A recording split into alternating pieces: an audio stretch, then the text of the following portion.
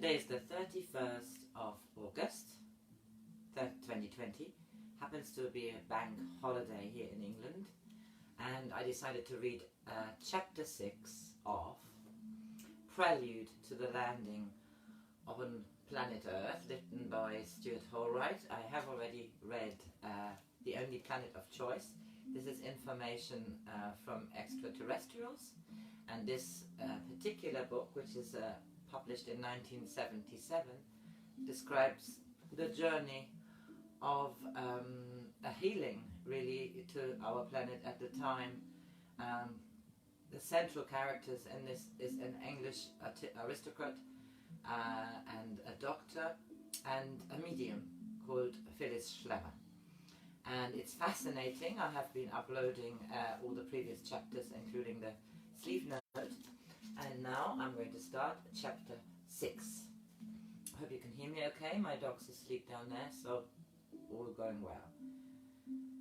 Chapter 6. Ambassadors Extraordinary. Ambassadors Extraordinary. If any imagination invented the tale this chapter is going to tell, it was an imagination of extraordinary audacity, and with a well-developed sense of melodrama.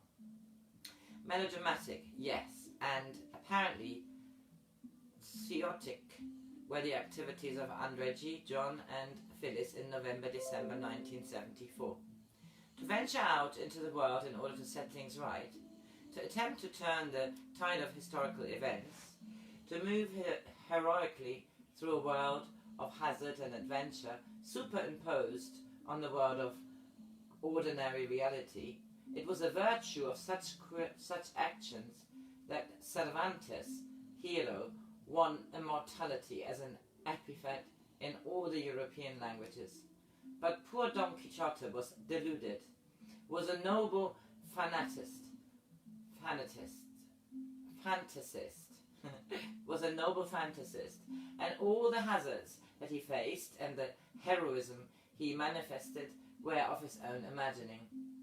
Whether the same was true of our trio when they embarked on their first mission to the Middle East at the behest of the management is more of an open question than that of the Don's insanity. It was on 2nd November 1974 that John, Andrija and Phyllis reassembled at Ossining. John came from London and Phyllis from Florida, and they came earlier than they had planned, for Andrija had phoned them both to say that the management required them to work again.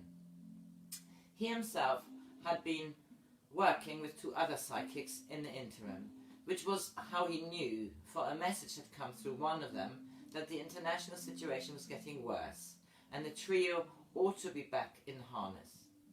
Andrija had continued to work independently with other psychics throughout the period of the Tom communications, one of whom had channeled some highly complex and interesting scientific material, again allegedly from an extraterrestrial source. In sessions held during the week, John and Phyllis were away. Information had been channeled that corresponded with that of recent communications with Tom, speaking of Ashant, the civilization concerned with creativity, and also of the threatening war situation in the Middle East, which by the end of October 74 had apparently become so serious as to warrant the funneling of some positive balancing energy into that area. One didn't have to possess paranormal faculties of special sources of information to know that there was tension in the Middle East situation at this time, for during the last days of October, the leaders of the Arab nations had held their summit conference at Rabat, Morocco, and European and American newspapers had carried reports of their decisions. The most controversial and provocative of these was a decision to recognize the PLO, Palestine Liberation Organization, as official spokesman for the Palestinian Arabs. The Israeli government regarded the PLO as a bunch of bandits and murderers and refused to consider even negotiating with them. So the Arab decision was regarded as one Israel official put it, as a counterproductive. On 1st November, the London Times carried a headline: Israel puts troops on exercise as precaution, and reported ominous troops movements in the disputed Golan Heights territory, which had been annexed from Syria in the War of October 1973. The same report stated that American diplomats are concerned over the fatalistic talk of a new war in Israel in the wake of Rabat, and the Israeli Prime Minister, Mr. Rabin, publicly stated that only the United States could act as an intermediary in the Middle East, for the European countries were all pro-Arab on account of their oil interests.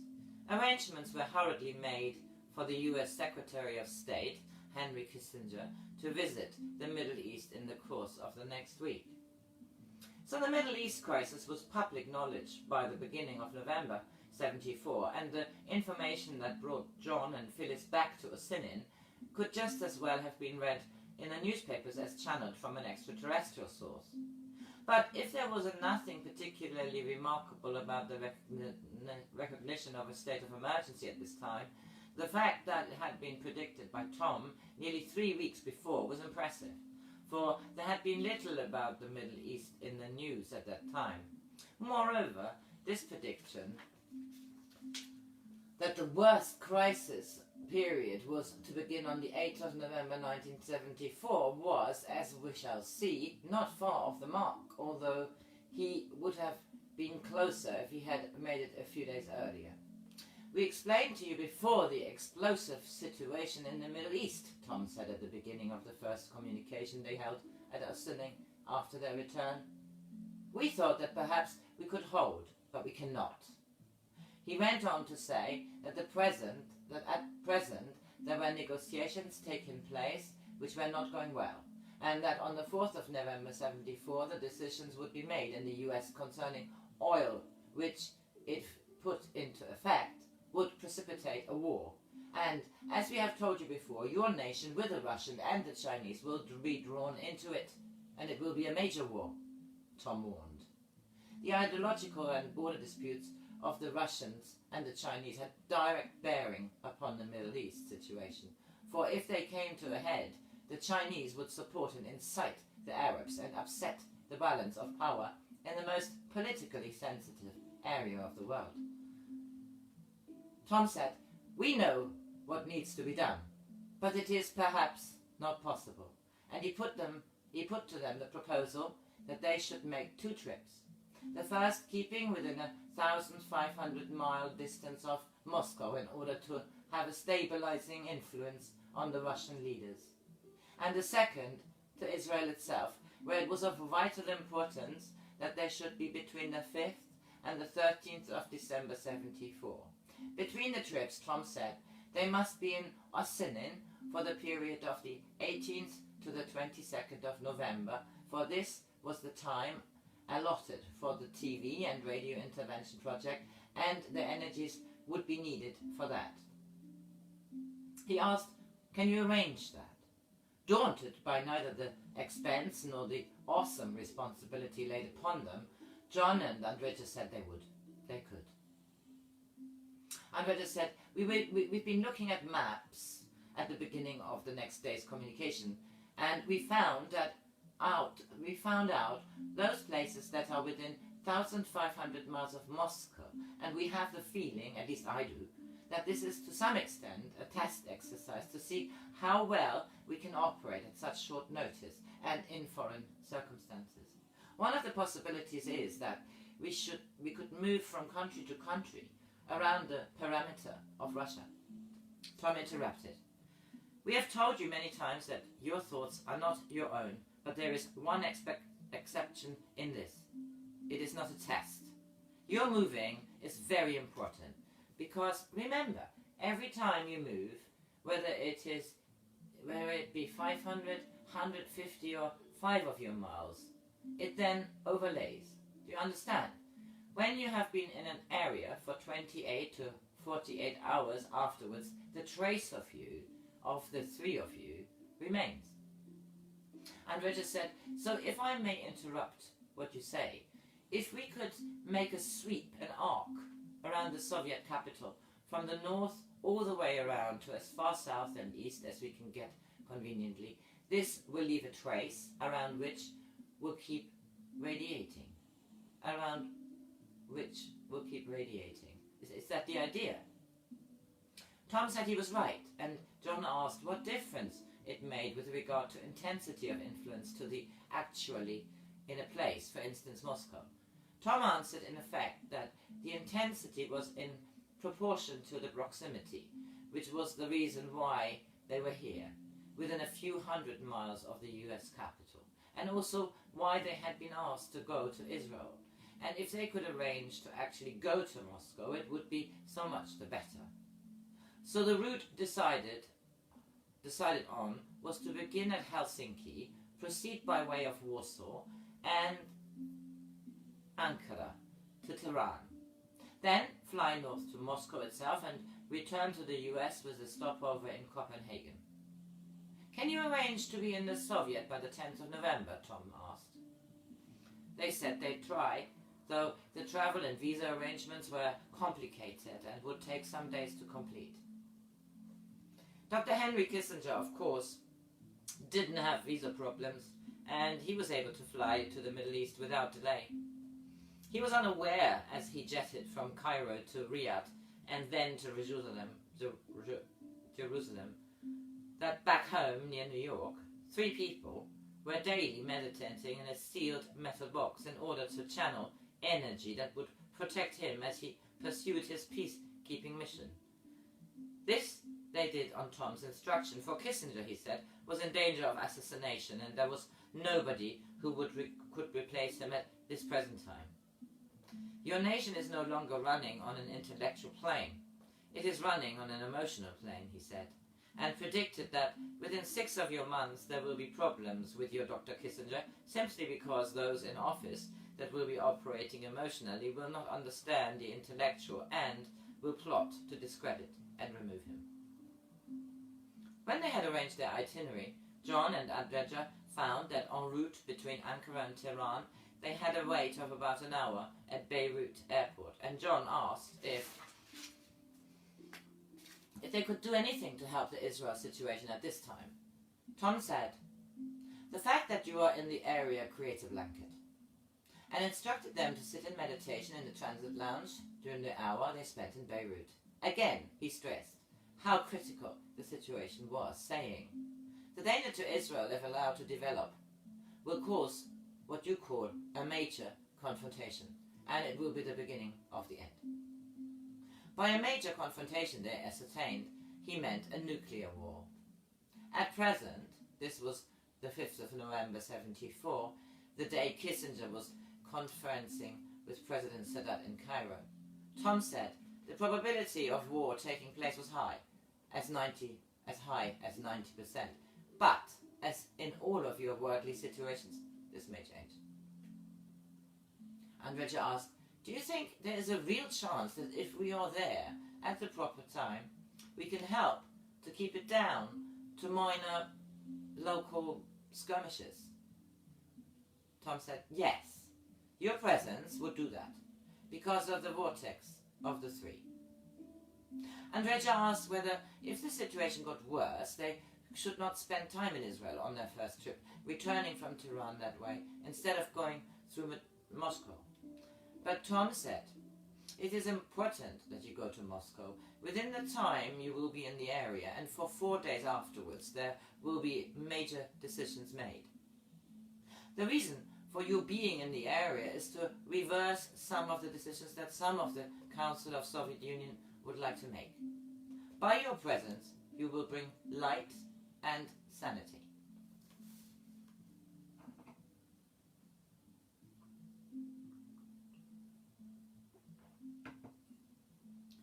So on the 7th November 1974, the peace mission of the scientist, the psychic, and the aristocrat set out from Kennedy Airport on the first leg of their journey, destination Helsinki.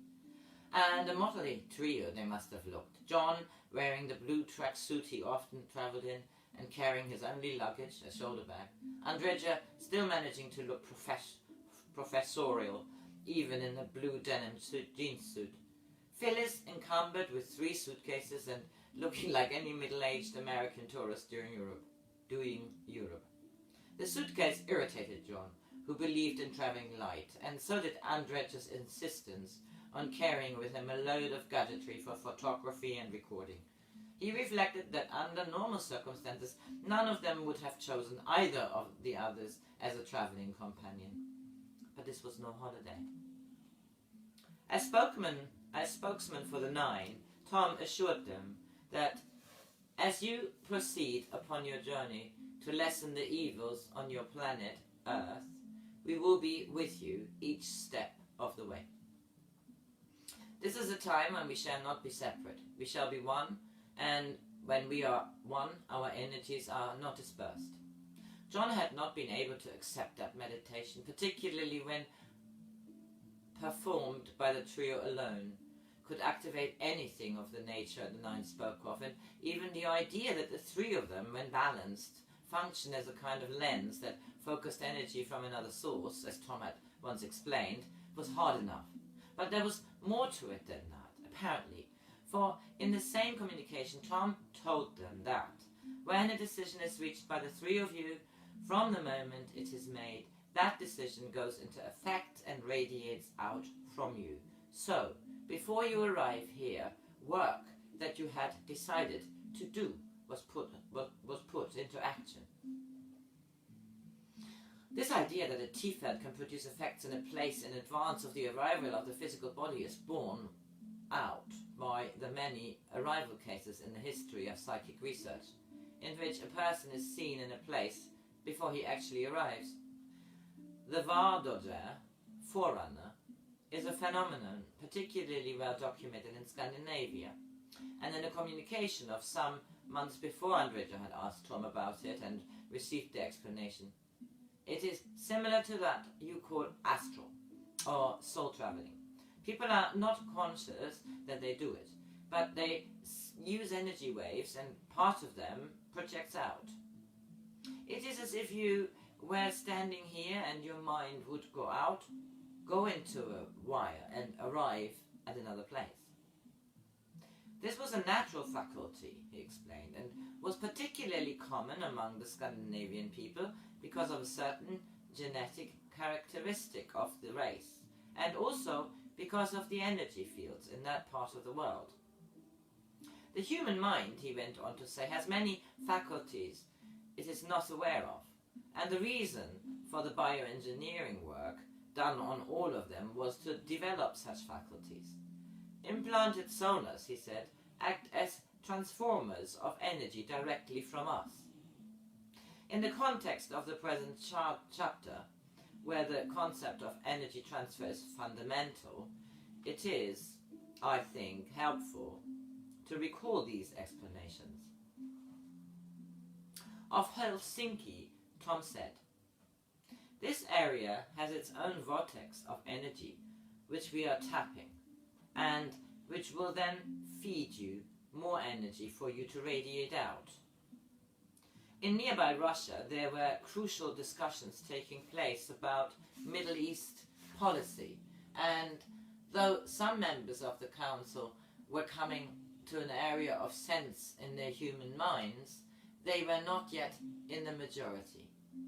So it is important for these next days that when you do your meditation, you extend it for another period of time in order to bring all the leaders involved into the vibration.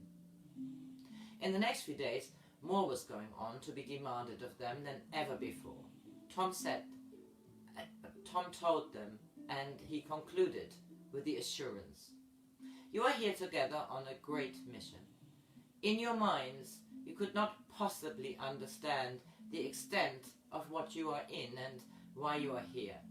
You are trusting and you do as we ask, and this we are grateful for. And though you may not see dramatics, we wish to assure you that what you do is of the utmost importance to the universe, and we understand also that this may be difficult for you to comprehend."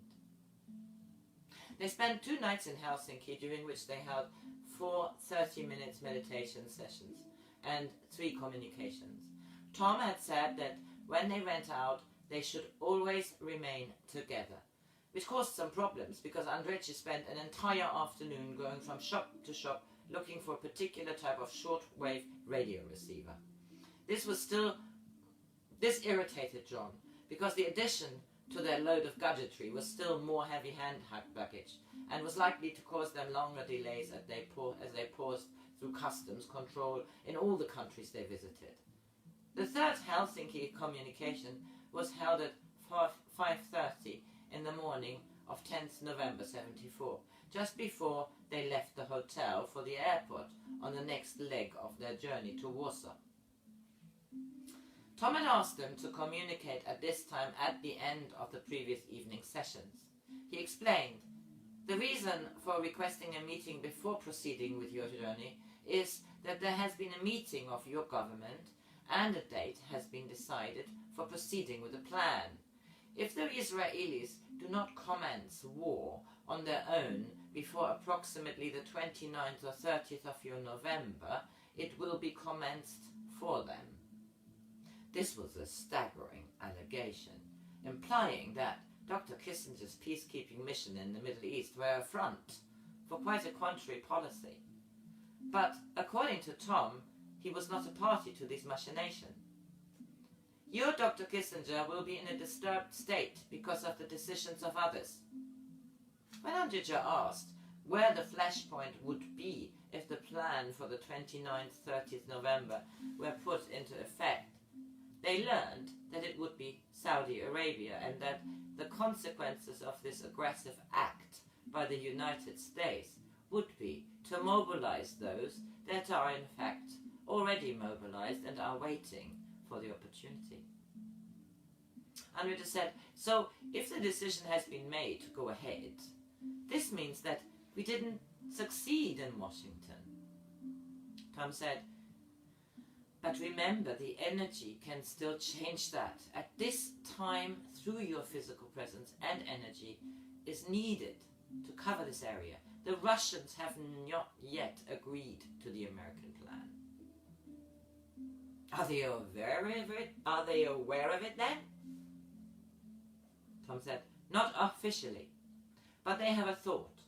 And for them to agree, they must benefit. With you in the area, it may be prevented.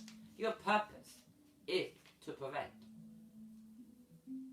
The scenario was beginning increasingly bizarre, more and more like the plot of an extravagant political thriller.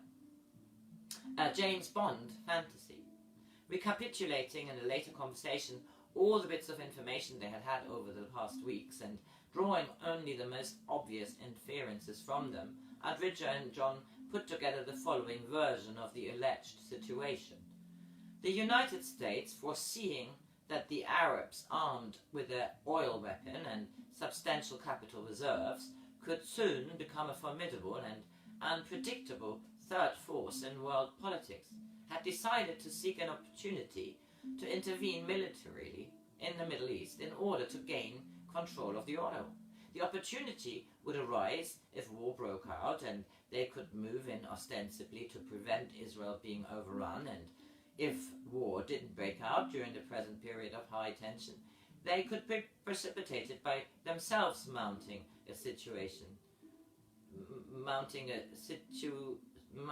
simultaneous simulated Israeli attack on Saudi Arabian targets. Their main problem was what Russia would do in these circumstances. Since World War II, the two great powers had reached many tactic agreements as to where their respective spheres of influence should extend, agreements reached by a strategy in which the unofficial leak of information in order to sound out the other side's reactions was standard practice. So they had now leaked their plan to the Russians, and if the Russians agreed, the two great powers would in effect share the Middle East between them. But if China in turn intervened, the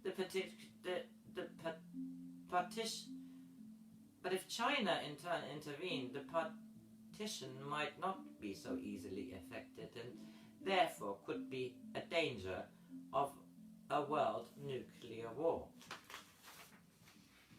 It is very difficult to believe that such a cynical realpolitik could be entertained by a great nation in the present day and age, but such unmistakably was the gist of Tom's reports on the international situation during this week.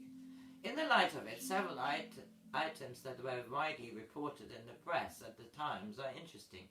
A military member of the US Defense Department had made a public speech in which he expressed strong anti-Israeli sentiments and had to be formally rebuked by the President Ford himself. Ford himself made a statement implying that the US was prepared to recognize and negotiate with the PLO, issuing it just before Kissinger visited Jerusalem and thus, in effect, undermining the Secretary of the State's peacekeeping efforts. Then the leader of the PLO, Yasser Arafat, was interviewed in Lebanon by an American television reporter, and the interview, in which he appealed to the American people to stop helping Israel, was widely shown in the States. Finally, and perhaps most significantly, it was publicly announced that President Ford was going to meet the Russian leaders at Vladivostok, near the Chinese frontier, on the 24th of November 1974. The radio receiver that Andrija had bought was not for their entertainment en route, but for experimental purposes. Tom had said that Ultima, she's one of the council, would try to come through directly if the receiver were kept tuned to a specific frequency, and also would try to operate in an experiment during one of their sessions, so that at night Andrija slept with the receiver switched on and tuned, and during a communication they held in Warsaw, he tried to set up the equipment. This occasioned an amusing exchange. Having checked with John that it was all right to attempt the experiment at this time, Andrija said to John, "Could you just carry on this interrogation while I get the machine ready?" John said he would, but before he could ask a question, Tom put in, "May we first of all say that your term interrogating, we assume, is an error?" Andrija laughed and apologized, and Tom said, "It is the influence of this country you have come into." While Andrija was adjusting his radio receiver, John asked some questions on Phyllis's behalf. She was puzzled and disturbed by the information they had reported to her from earlier communications, to the effect that of all of them, she was the one who possessed no free will, but after the landing she would be free to choose, if she so wished, to return home. Tom explained, when this being, Phyllis, made her commitment to return to this planet, her commitment was for the period of the end of the landing. This was the time limit that at that time she put on a physical existence. Until the landing took place, there would be limitations on her free will, for she had voluntarily turned it over to the Nine at the time of her incarnation, with a commitment which was total and irreversible. But after the event, she would be free to return home, which meant not to her physical home, but to her place of origin. Her commitment, however, would last as long as she opted to remain in the physical body, which the council hoped that she would do, because after the landing there would be years of follow-up work for all of them to do. The period between now and the landing, Tom said, was what your book has called Armageddon, and was going to make great demands on the three of them.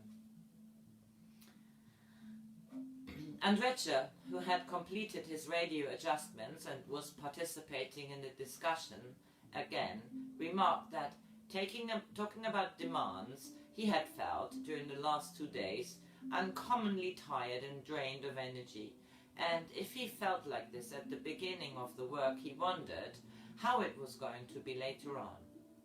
Tom explained that this physical body had to adapt to working over a larger area than before, and that as more was demanded of them, all they would find the resources within themselves to meet the demands. Sir John would understand, he said, and used the analogy of driving a car for a long period non-stop, which presumably was a reference to for John's former career as an international racing driver. The energies they had radiated over the last 2 days, he said, had created many thoughts of peace and suppression of aggression in those in the area in which we are working.